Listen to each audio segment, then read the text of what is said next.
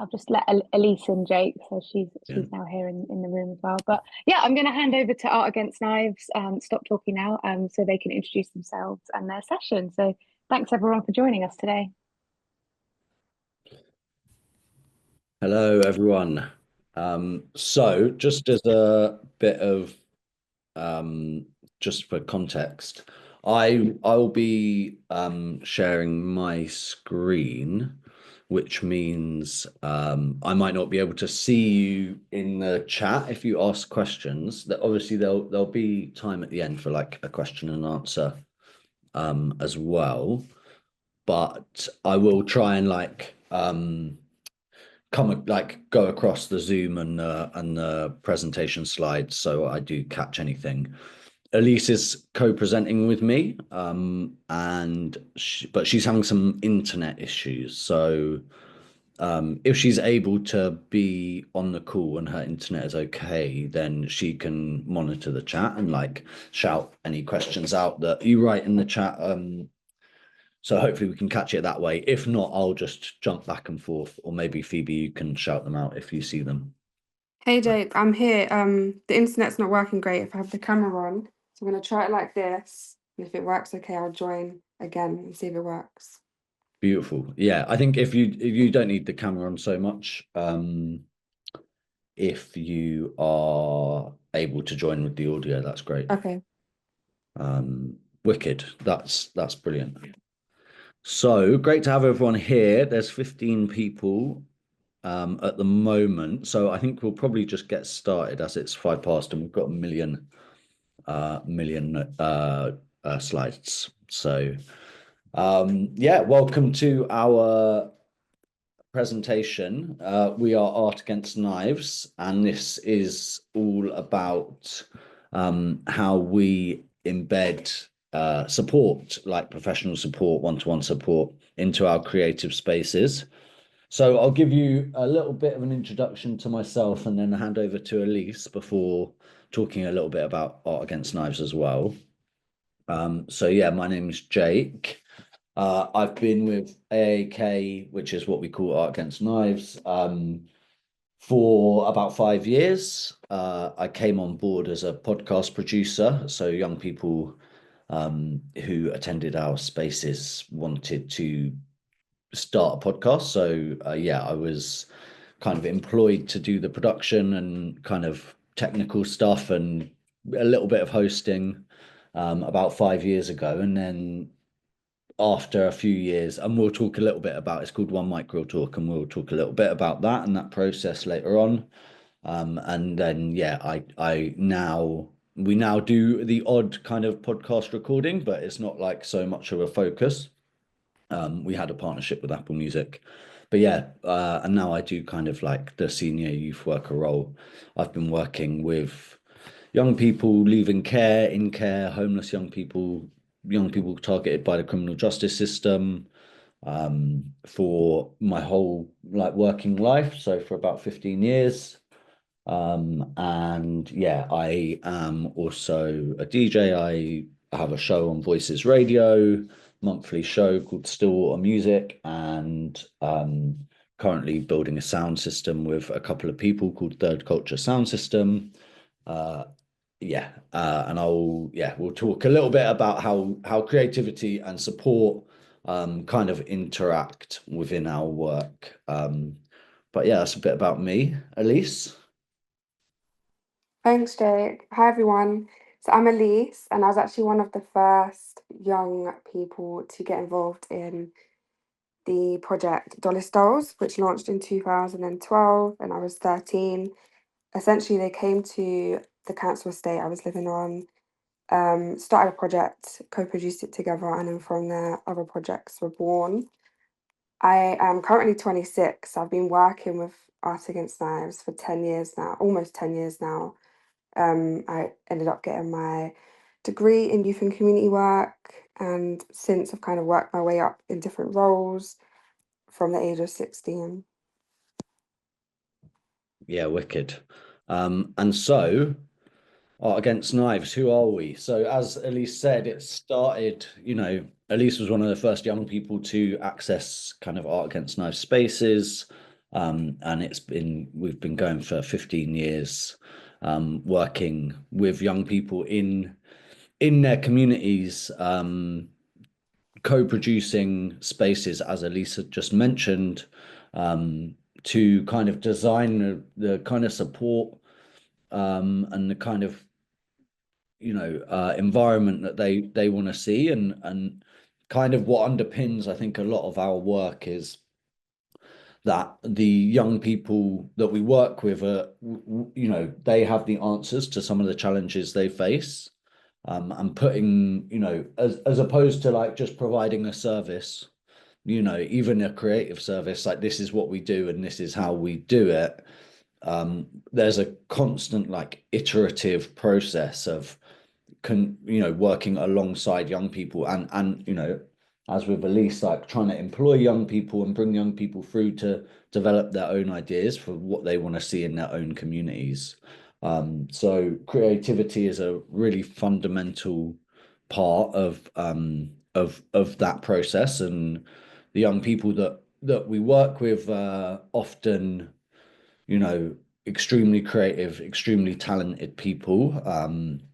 And so we're often like pulled in different directions about like what we want to do, but underpinning a lot of what we do is music focused, and we run like a open access music studio for young people on a Wednesday and Thursday.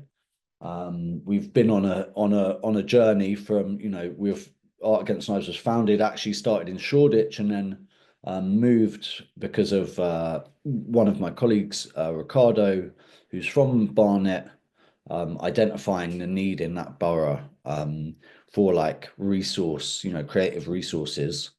So moved over there, and as Elise said, like to Dulles Valley Estate, Graham Park, Strawberry Vale, a lot of places that are like really deeply impacted by inequality, but that have like a really rich creative history. And so yeah, it's really about like trying to facilitate the ambitions that the young people have in the creative industries and the kind of change they want to see in society, and like bring that to life. And we use our creative spaces to do that. So yeah, what do we do?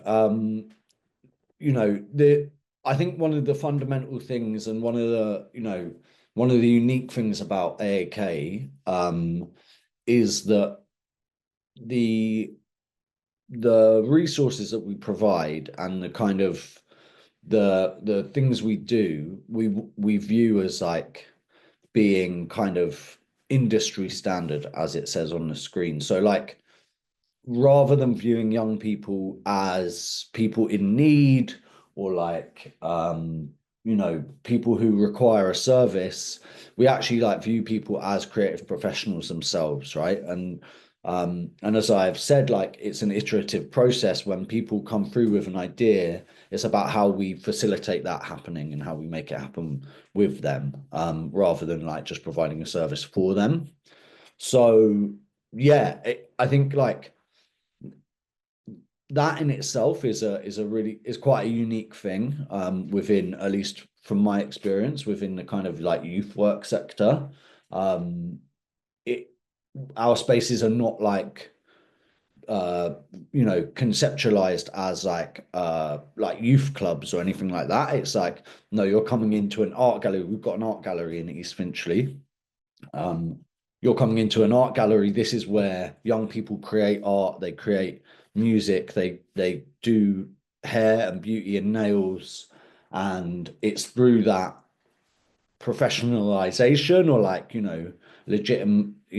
legitimization, I guess, of like the creative process, that we are able, I think, to be able to like build a dynamic and interesting environment for young people, and then through that develop relationships with them over the long term, and build the support that they need, to overcome, or like confront some of the challenges they face in their context, which are often like deeply complex and can be very difficult.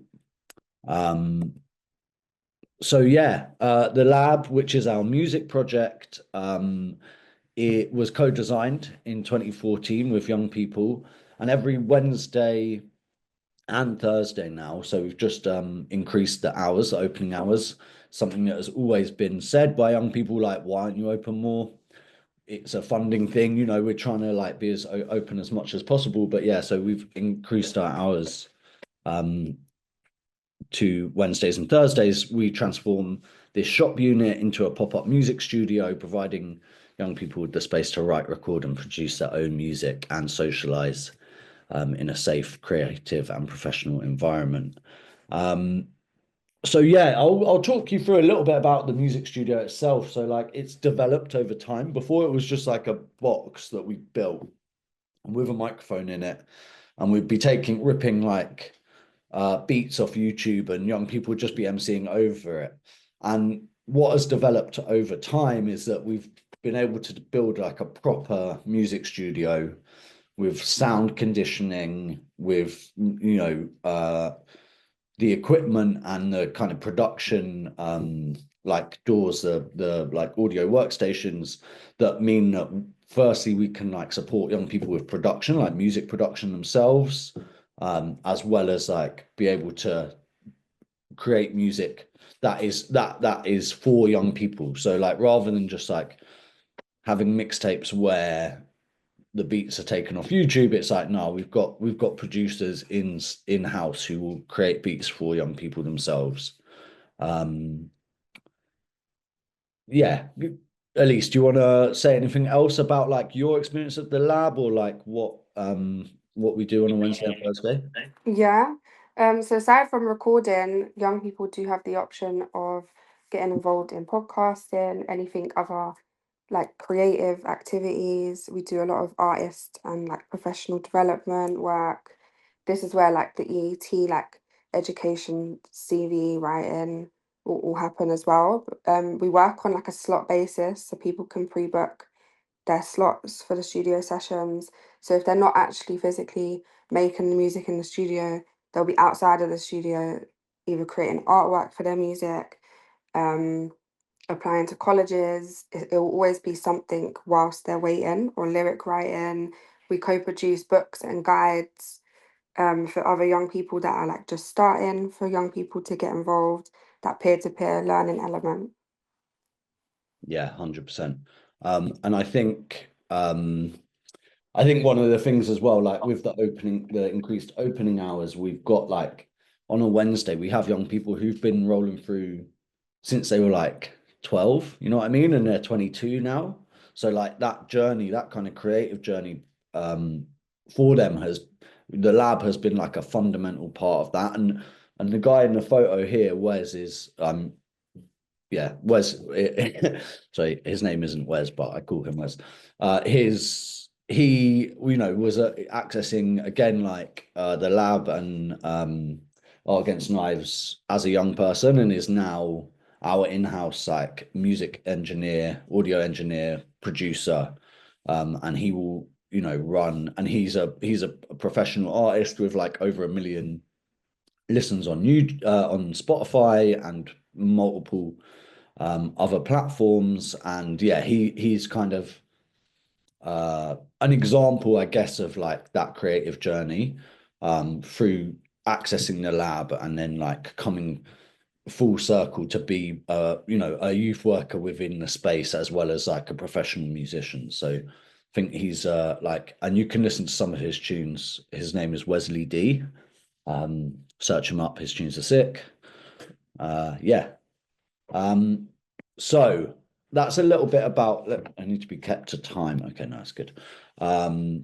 That's a little bit about the lab, the context, and the music studio and stuff. And I guess like the real fundamental thing for this session is about the ways we embed support into these creative spaces. So we've got like 5 features of how we do that. And we will take you through those across the next kind of 40 minutes, let's say. Like I say, we co-design the model, not just a creative kind of angle that people want to go in. So like if they say they want to do a podcast, we respond to that kind of thing, but also the model of support. So like I said earlier, thinking about the challenges that young people are facing rather than positioning ourselves as like experts in any way, actually like thinking about what the challenges look like from the young people's perspective and designing the model of support that is like responsive to that. I think one of the things that has come out of that, but also that has come out of our expertise, is like what some of the root causes of violence and abuse and harm are. And of course, like, you know, there's a narrative within society about youth violence, as you people might call it, and which is like highly racialized and like also very like, you know, centered on like class. And I think what is really important with our work is that we are understanding like the function of inequality within that, right? So I think for a lot of the young people, and it's, you know, it's clear we're in Barnet, and there's a huge amount of inequality in Barnet. Young people who will be going to private schools who might have like top of the range music studios within their schools, or being able to like, you know, have families that move house to a particular area to be able to go to a good school, that blah blah blah, right? And then there's other people, there's extreme poverty, and where those kind of resources and access to that kind of creative professionalism is unavailable. So I think there's like, you know, I could talk for hours on like, you know, the root causes of violence and how violence is perpetuated. But I guess that's for another day. But yeah, I think music and creativity is a really key part of like how we articulate some of that like structural violence that is impacting the young people that we work with.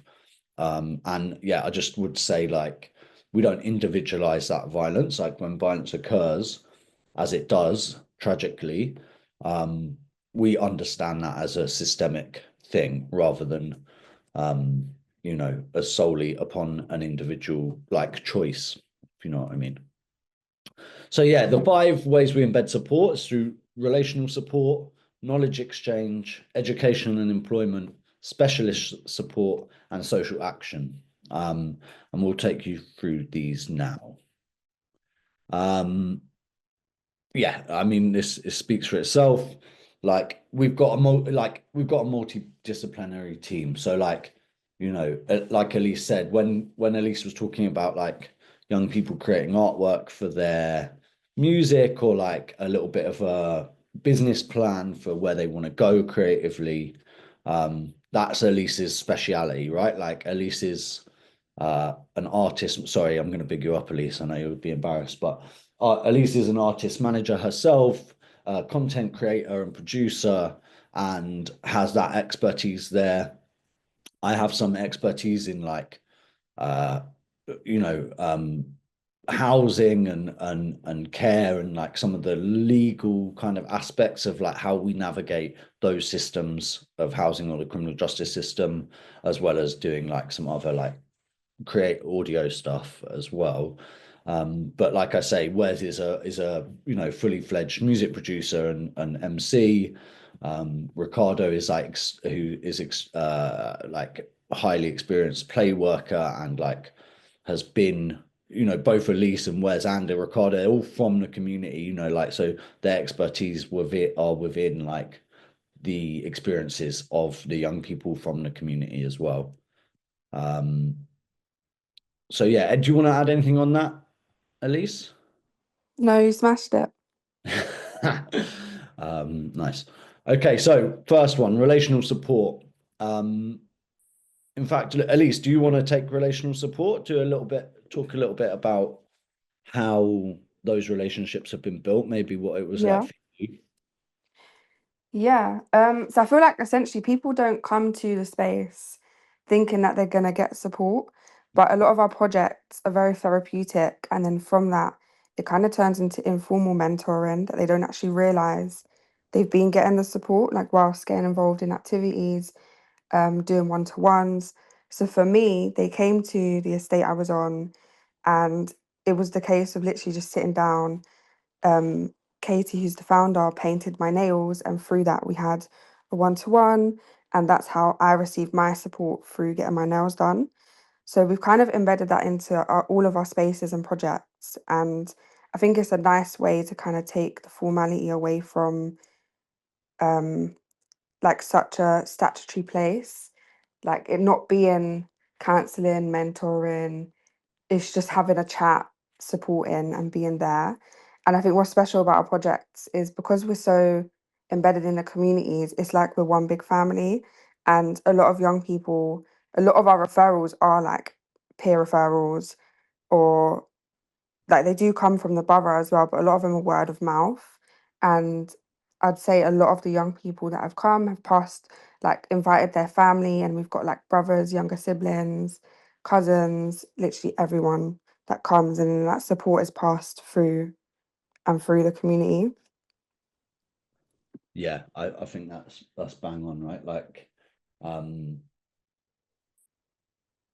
there is, again, it's like it's there, like this is the point of difference, right? Which is where in a therapeutic space usually, you know, and especially with young people who have like referred to CAMS or like, you know, been excluded from school, or like have had a PA in social work, a social worker, like these things are like, or probation worker, youth yacht worker, or whatever, you know, these things serve a function and they're important in a lot of ways. But I think one of the fact that they are young people are obligated to go there, you know, and they are like framed in a particular way as like, we're here to offer you support, we're here to do therapy with you, tell us about your problems, blah blah blah. Like, it creates a relationship or relationship dynamic that is, again, is transactional, because you're what you're putting out there is saying like, okay, I'm the person who's going to help you and you're the person that needs help, and like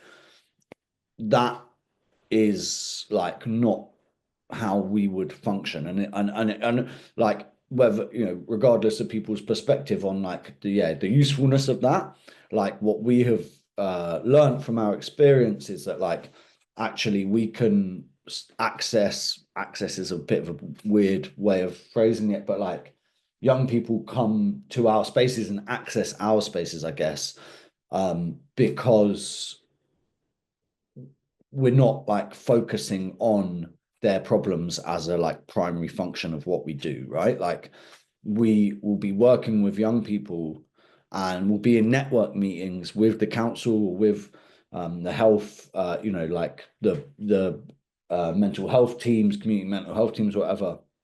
And they'll be like, we never see these young people, like, but they're coming through our door every week. And I think that like that speaks a little bit to like, you know, yeah, how we frame support. Like, the relationship is more important, you know, than the support in a kind of formal way. Yeah, and like fundamentally, like the creativity is the thing that allows that relationship to be built. Yeah, like I say, like, you know, people,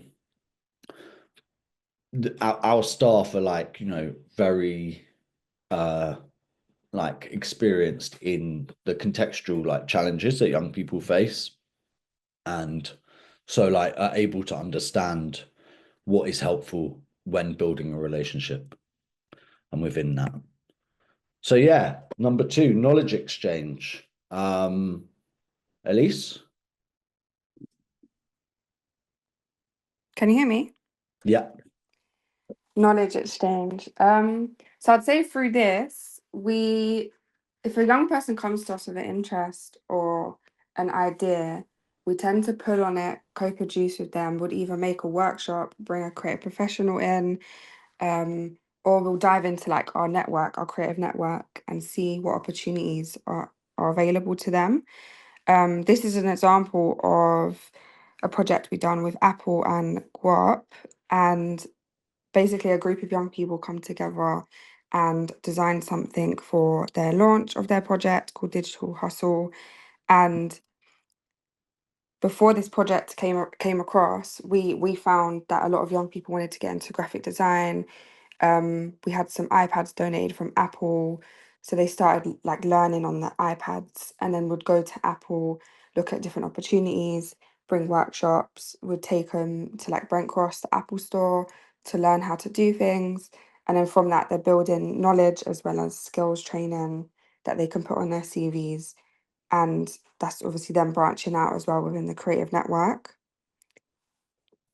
Yeah, absolutely. And I think like it's interesting, right? And again, it's that positioning of ourselves as experts, but actually like how we draw on, as Elise said, how we draw on our networks of like people within the creative industries to like support young people to access this knowledge is a really like fundamental part of what we do. And I think like, I guess the other, we've got like that basic stuff, like what are some of the things like in COVID, I remember, you know, one of the like pieces of legislation that was like targeting young people was like they can't congregate in groups, they can't be outside. It was like pretty stark, like over policing of particular communities, black and brown communities, working class communities, um and so like as a response to that, we were working with various different organizations around like, okay, what are your rights? How do you navigate an interaction with the police? And actually like from that came like a bunch of training like we did with Liberty, which like a human rights organization and some other organizations around like, okay, well what is your, what are your rights in with stop and search? What is some of the new legislations that's coming across? What is the section 60? What is, what is section 2? Like all these different things. And that kind of gives young people a bit of a it doesn't alleviate that problem, right? But what it does do is give them the knowledge to be able to navigate that in a way that might protect them when confronted with it. And again, this is like not something that we necessarily will come through with, saying, what saying what we think they need to know, but like this comes from the young people themselves saying like, right, I'm being targeted by the police. These police officers are stopping me on a consistent basis. How do we deal with that kind of thing? I feel like we're going to be overrunning. Yeah, and these are some similar kind of examples of this stuff. Education and employment. So Elise is actually our like I said, our specialist ET worker, as well as doing a million other things. But yeah, I'll let you take it away.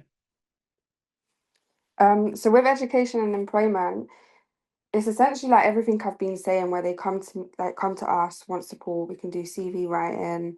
We can offer them like youth employment, voluntary work. We have something called peer leaders, where young people can come, get involved, learn with us, and then we can kind of support them into the next steps of education or employment. We try to be involved in young people's networks as much as possible, and that could be like being in touch with their PA, or it could be just it being in contact with their school in general or college.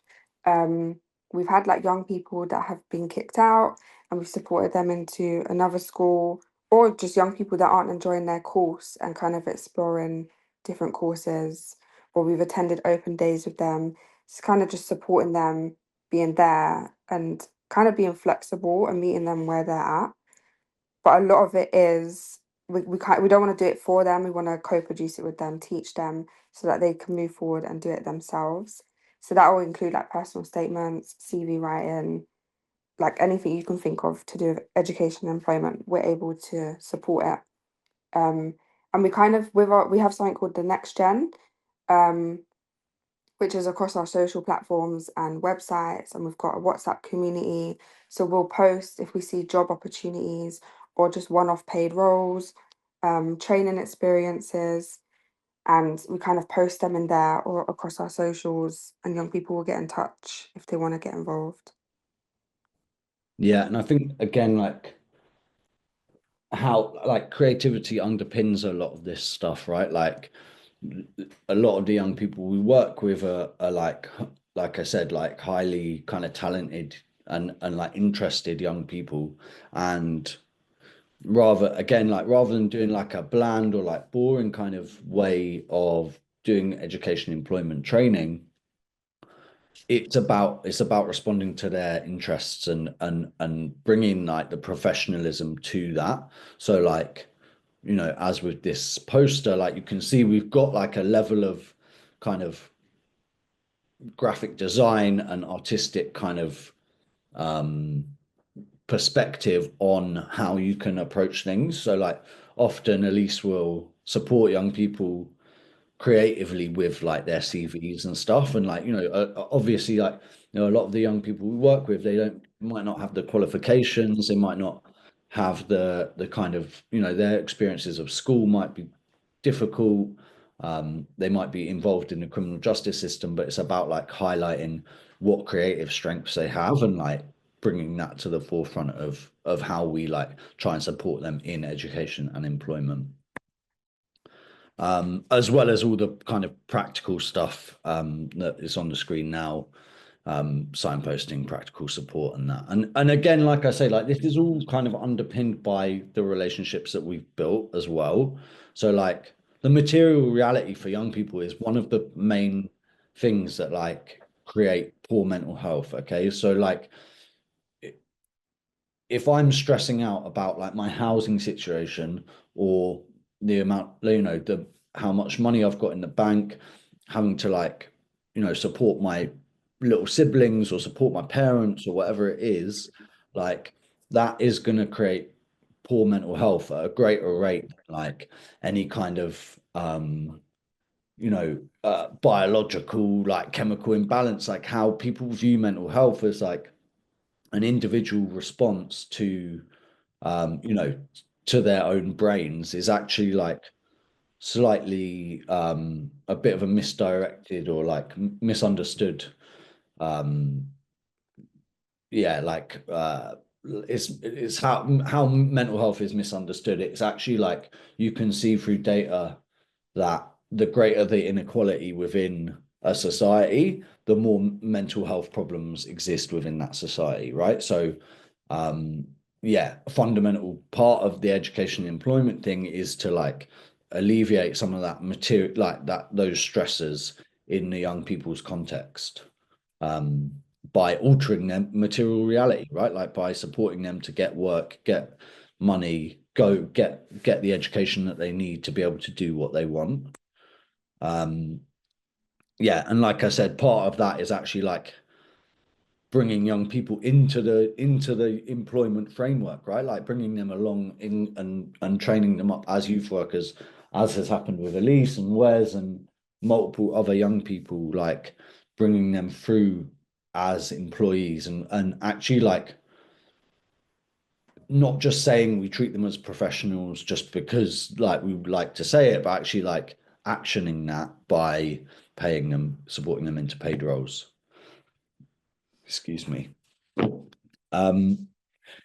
So yeah, specialist support. As I'd kind of touched on already, like how you know, how our staff's kind of expertise like are really relevant for the young people, and like, you know, multiple years of experience and training has like allowed us to be able to have a like an extremely kind of valuable workforce that support young people in particular ways. And like I say, Ricardo, who is there in the Supreme Top, is, you know, a serious youth violence specialist. And part of like that specialism comes from like him being embedded in the community, having grown up in the community. He knows people in the community. He is a respect, like this is really fundamental to how like why we're successful and why we can do the work that we do, because people who are from the community are there to support that next gen of people coming through. yeah, he's got a kind of a deeper insight into some of the intricacies of the, you know, of situations in Barnet when it comes to youth violence than anyone else, really, I would argue, in the borough.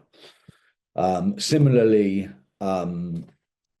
this is true for our gender-based violence work as well, and we're just currently developing a gender-based violence strategy. Unfortunately, a lot of the young women and trans and non-binary people that come through our spaces have been exposed to or have direct experience of domestic violence and domestic abuse. And we run particular spaces, I should have said this already, basically that are dedicated to that demographic, and that's where our kind of nail bar, hair braiding, and a podcast project called Herstory is active, and that is on a Monday and a Tuesday, I believe.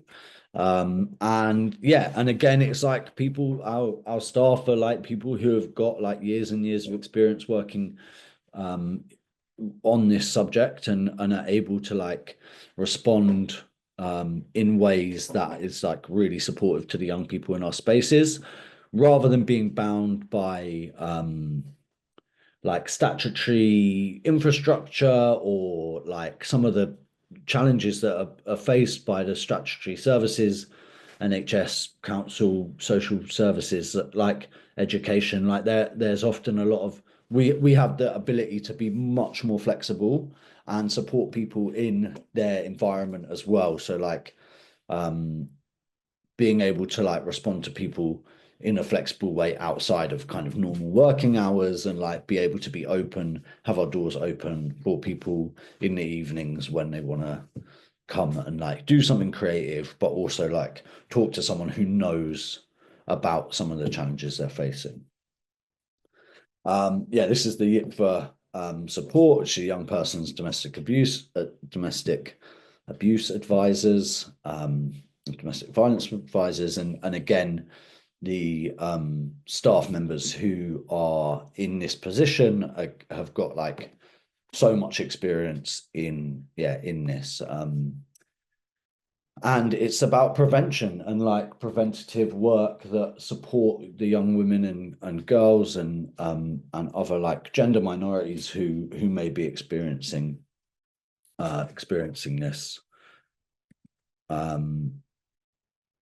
Yeah, like I mentioned, it's Herstory is a support group for young Black and mixed heritage women, and has been, I think, really transformative for the young women that come into that space. And we are developing like various podcast episodes, focusing on this topic. Oh, I've just clicked off, sorry. And then number 5, finally, sorry, and we are going to be, maybe we'll be on time. Did you want to say anything about specialist support, Elise? No, you're good. I do touch on it in a bit on the case studies. You just jump in. Yeah. And as I've mentioned, and Elise has mentioned as well, these are some of the examples of like some of our creative responses to the deep kind of social issues that we experience as a society and as a community in Barnet. Podcasts, we have developed graphic design, art, nails, like I said, all these different kind of creative tools for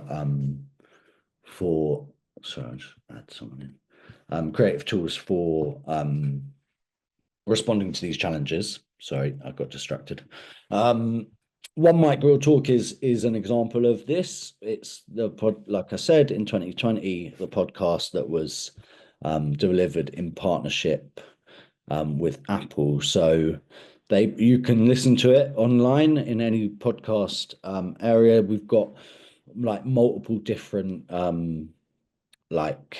subject matters that we talk of, from like pop culture and like current affairs from back in the day, well, back in the day, 2020, not really back in the day, but also like things around police violence, also things around apartheid in South Africa. Like we spoke to um, some of the people who were resisting apartheid in South Africa when it was happening, and who actually went to South Africa to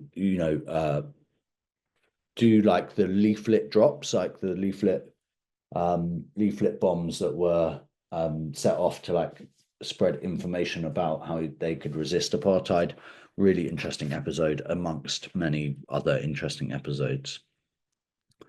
And Guy Fred, who is there, was a host of that podcast. He's in the top picture, and he is now working as a like specialist support worker, pastoral worker at a local school. So like, where he was like 16, maybe 15, 16 when he was doing this, and is now working in a school that we have a partnership with and we liaise with.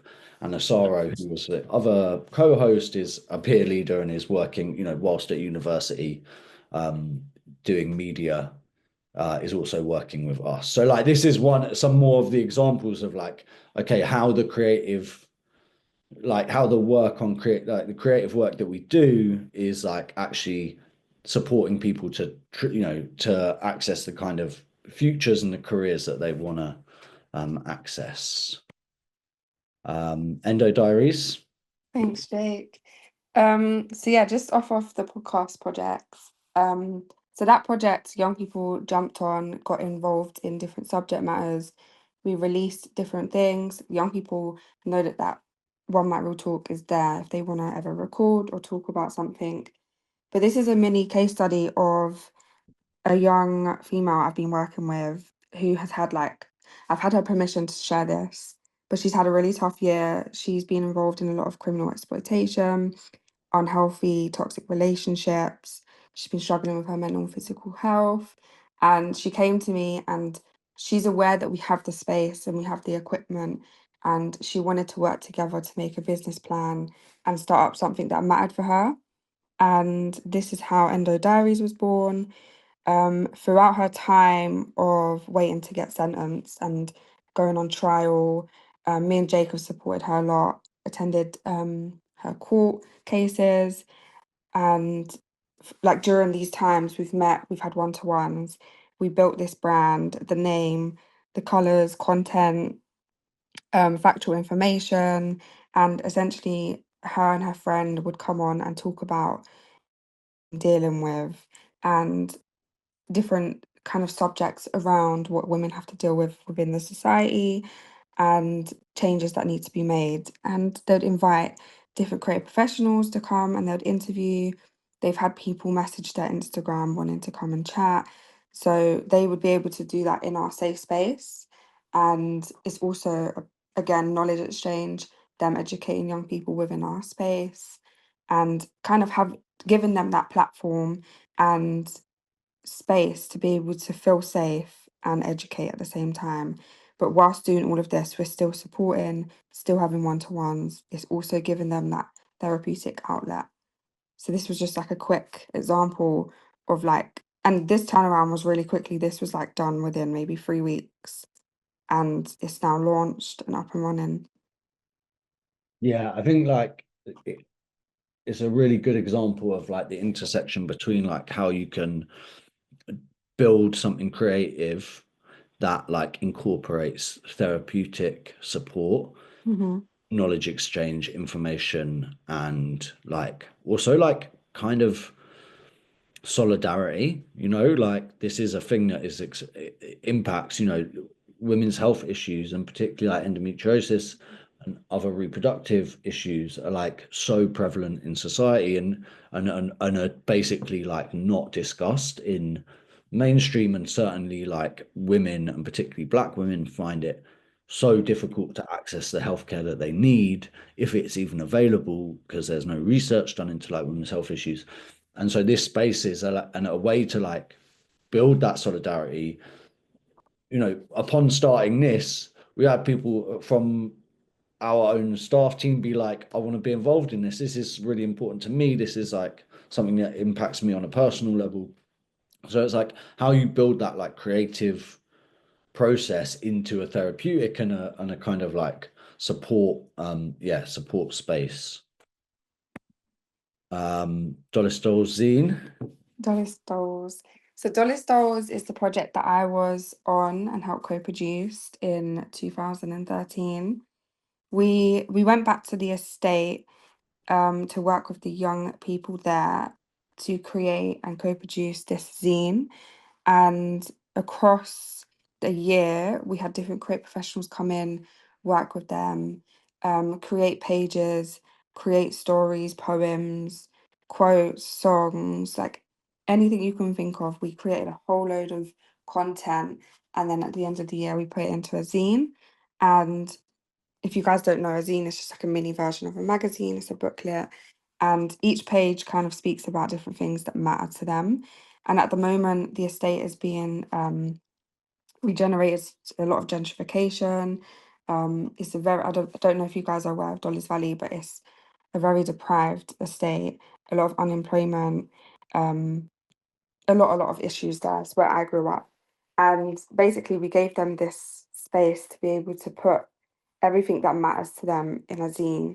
And then we kind of had a launch party event where we invited friends, carers, families, local professionals to come and see the zine and get involved, donate to the project.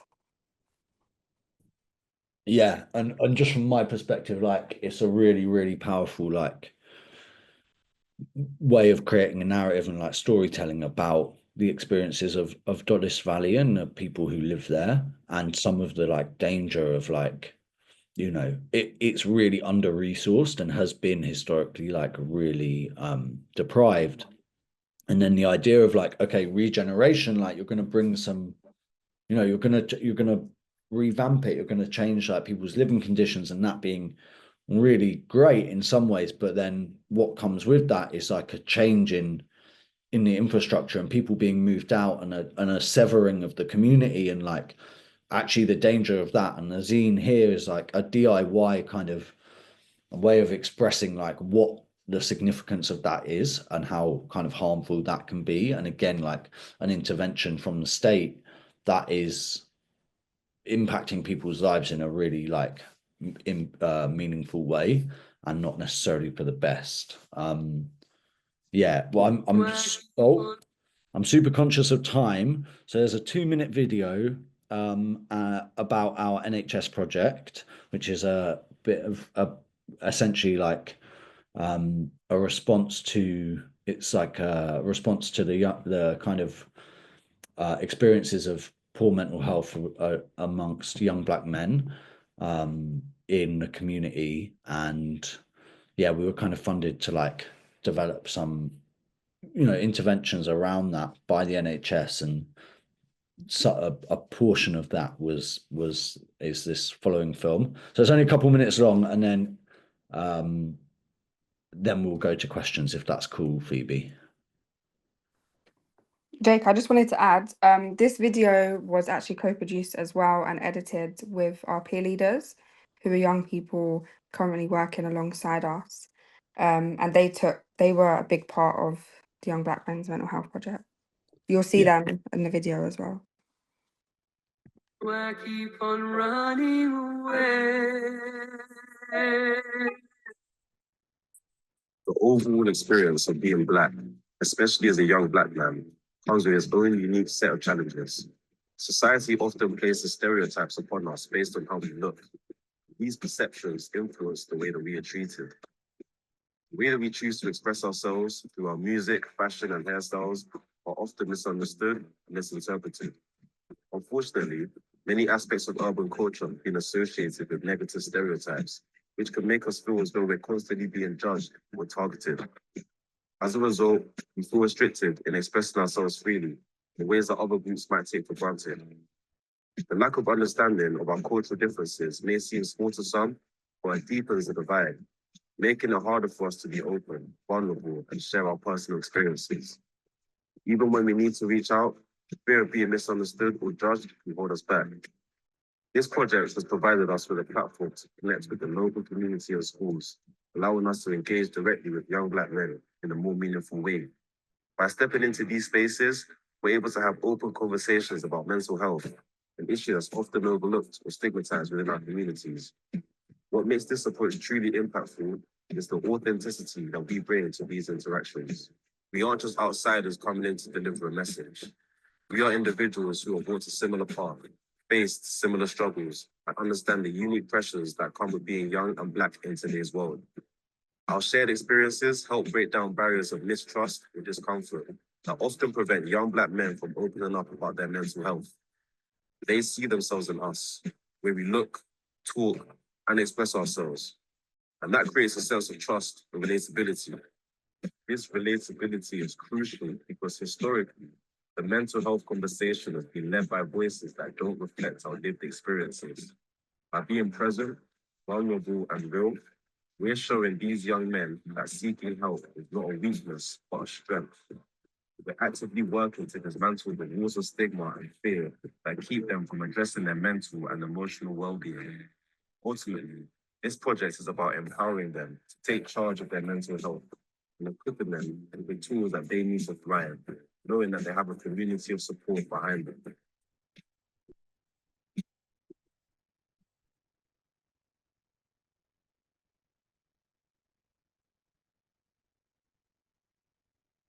So yeah, that's us. Thank you so much for your time, and yeah, happy to like take any questions. I would also just say like go on the AAK Next Gen website and or just search up like artagainstKnives.com, and then like also the Next Gen website is a different website with all the like continuous things we're doing at the current time. Yeah, and you can also like buy stuff from our gallery, like, you know, it's a real struggle keeping the doors open, and we're really not like immune to that, and it, yeah, we're kind of fighting tooth and nail all the time to stay open. So yeah, I would just say like if you want to buy anything from the art gallery, we have like exclusive prints. We're about to do like an exclusive art collaboration with 10-Foot and Tox, who are graffiti artists in the space. I don't know if anyone knows about the Long Dark Tunnel exhibition. We've got the train from that exhibition in our space. So if you're ever in Barnet, come down and see it. It's East Finchley High Road 162. Yeah, and I will leave it there, and I'll stop sharing so you don't have to see all my tabs. Amazing. Thanks so much, Jake and Elise. Yeah, if anyone wants to just unmute and ask anything, there's a nice comment in the chat already from Brittany. I don't know if it's a question, just yeah. Sorry, no, it's Just not a question. connect. Just wanted to say like this is genuinely inspiring. Like I was really impressed just a few minutes in, and then you just kept going with all the amazing work you're doing. So yeah, I can't wait to tell everyone at work about this.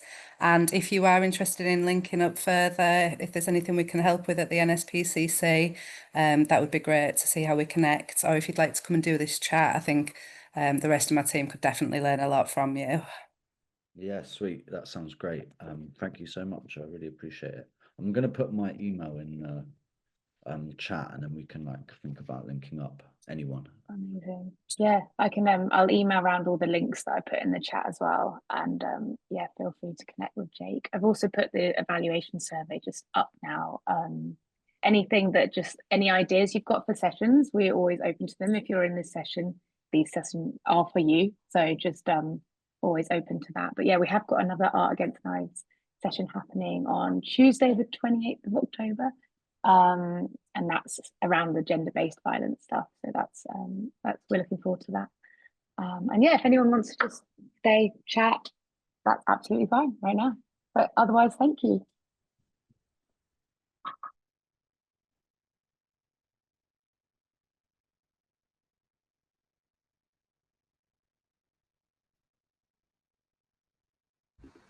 Some nice comments. Hi, am I okay to ask a question?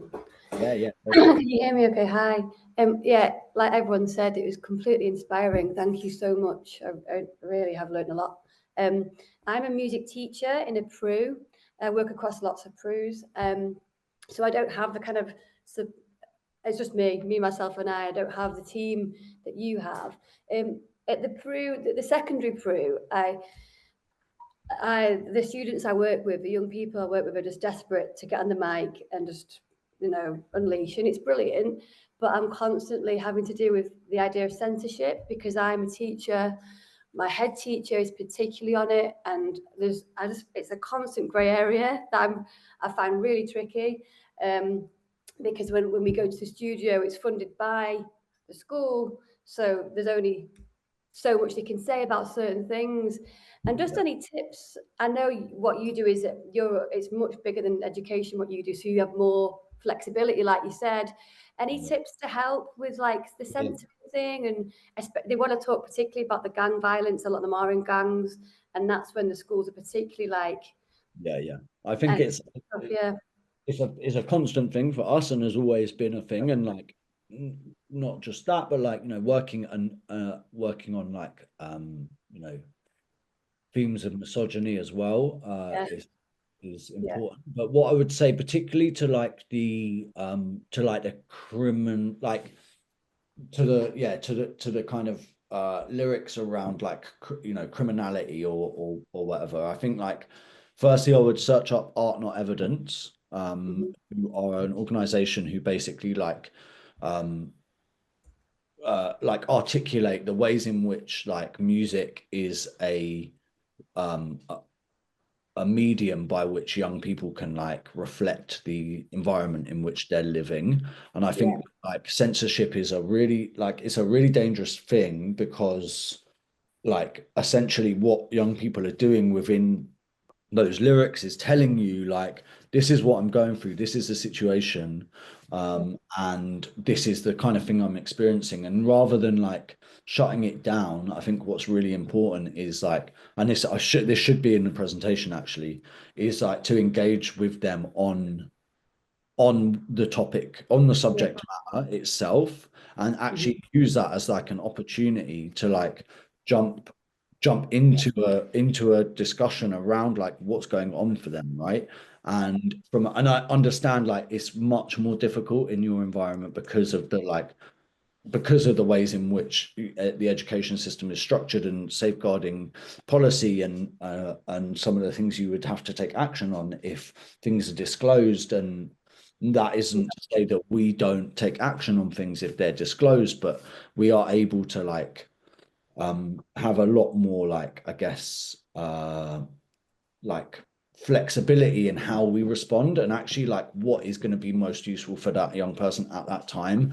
Like if a young person is like, if they're just going in with full violence, like kill a man, drill a man, I'm going to ching him up, like that's just again, it's an opportunity to be like, all right, so what's this about? Like why, like where's this coming from, and why is it that you are needing to like articulate this on the mic? Is it just a fashion thing? Is it like actually your experience? Like just it's an like a conversation opener, I would say. And then like, a lot of the young people we work with have been and are involved in like quite deeply in criminal activity, and like have been exploited, criminally exploited. And it's about like not like positioning them as like perpetrators of violence, because what they are is like products of the environment in which they live, right? And understanding that you can hold those two things, like I might have caused violence to someone, but I'm also like on the receiving end of so much violence myself, that I've got to like be able to hold those two positions in at the same time. And I think that's it's a really tricky thing to do. And like, by no means do we have it down to a T, and we're facing challenges, and we spend so much time talking about young people, their situations, how we respond to them, what we do. I guess the thing that is most important is that you support them to have that space to be able to express themselves. And by censoring them, and again, like I understand why you would have to do that in a school, but you're actually like you're blocking the opportunity to be able to communicate some of those things. That's perfect. Yeah, thank you. And I'll have a look at that art, not evidence. And if you could come and speak to my head teacher, that would be brilliant. Yeah. Where are you based? In Bolton. Yeah. Oh, wow. Was in Bolton. Yeah. So I think what we do to start off, I let them kind of get it all off the chest, and we do. The thing is, they want the recordings of everything. And that's the tricky part. So I let them do whatever they want in their space, and they can record everything, and we have a chat about it. But it's then them wanting the recordings to be sent over, which that is the barrier. I mean, just on a practical level, like Art Not Evidence has got this. Like that shit will go. That they will use that in court against them. You know what I mean? I've said that, and I need to read more about the legal side of that. Yeah, you're right. Yeah. That is the reality. So, like, it is really important that they don't want it out there, do they, on the internet when they're just, it's kind of they need to protect themselves legally, don't they? Rachel, we ran a session about a year or so ago now with Art Not Evidence, and then another one of our funded partners who've got some like quite specific practice around that. I've just put the YouTube link. Sadly, the whole session wasn't recorded, but what I've put in there is like some just interviews with young people who've kind of been through that process of kind of like having that conversation around lyrics and stuff. But we do want to do another session, like a repeated session, which we're trying to pull together. So if you're on the mailing list, then you'll get news of that once it's been programmed. Yeah, Elise. I just wanted to add as well, Rachel. I've done a lot of work with Improves, and we've taken podcasts and like the studio into Improves, and I know like it's very challenging. And I think a way around it can kind of be like coming from an industry standpoint and talking to them about like, if you want to upload something onto Kenny All Star, you need to have a radio edited version. You can't just say all these things, or if they are recording as their way of like having that outlet, putting like showing them how to edit and like bleeping over certain things so that it's like radio ready. I think that's another way of kind of coming around it. Don't like it. They don't like the way I edit it. So I think it's about, like you said, Elise, getting them to do it. Them ownership. That's a really good idea. I think as well, a lot of work that we do is like in stages. So I know you said they always just want to come in and jump on the mic, but it's like being able to record. Not every school and Peru has those resources. So it's like 1 week lyric writing, next week making the artwork for it. Yeah. Then it's recording it, then it's editing it, and like the process of it, and maybe tapping in more into like the music industry. And if it is, I know obviously most classes in Peru aren't too big. If it's like 6 young people interested in all specifically drill, like you even just being here and you researching Art Not Evidence, like that's you trying to educate yourself for them. And like even those small things like makes a difference, because then you'll have more knowledge and be able to kind of relate when they're talking about these things. Yeah, that's great. Thank you. Yes, you've got to learn the reverse audio function as well. So it's like, yeah, I tried. It doesn't sound great. I need At the moment, my new music room is actually an old toilet block. So I'm sat here now. That thing there is like an old school shower. So I want to turn the shower block into a recording studio is my new thing. But I just need loads of funding. But we'll get there. No, I best go now. But thank you so much. I really appreciate all that. Have a nice day, everyone. Thanks so much, everyone. Yeah, thanks, guys. Thank you. Thank you. That's brilliant. Thank you.